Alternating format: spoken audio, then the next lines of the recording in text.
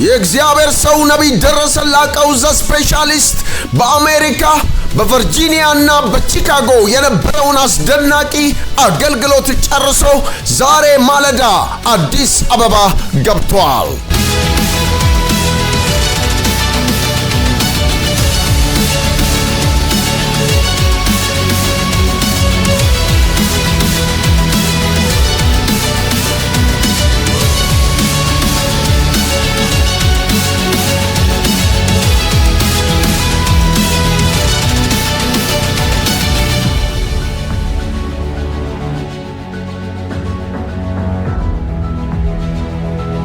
ክብር ለጌታ ይሁን።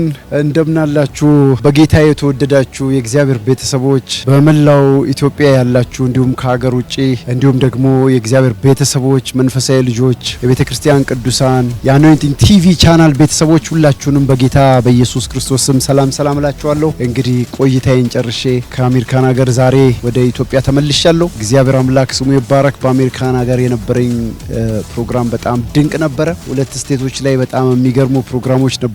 የመጀመሪያው ቨርጂኒያ ነው እንደምታውቁት በማስታወቂያ ላይ እንዳያችሁት። ሁለተኛው ቺካጎ ላይ ነው። ብዙ ሰዎች የተፈቱበት እግዚአብሔር አምላክ ብዙዎችን የነካበት ታሪክ የተቀየረበት እግዚአብሔር በብዙ ያስደነቀን ልዩ ጊዜ ነበር። አሁን ደግሞ ወደ ኢትዮጵያ ተመልሻለሁ። ፕሮግራማችን ይቀጥላል። ስለዚህ የፊታችን እሁድ ትመጣላችሁ። የፊታችን እሁድ በ26 ከማለዳው ጀምሮ በቢሾፍቱ ድንቅ ፕሮግራም ይኖረናል። እንዲሁም ደግሞ በማክሰኞ በሐሙስና በአርብ ፕሮግራሞቻችን ላይ እንዲሁ ፕሮግራማችን ይቀጥላል። እግዚአብሔር ድንቅ ነገር ያደርጋል። ጌታ ኢየሱስ ክርስቶስ ተአምራት ያደርጋል።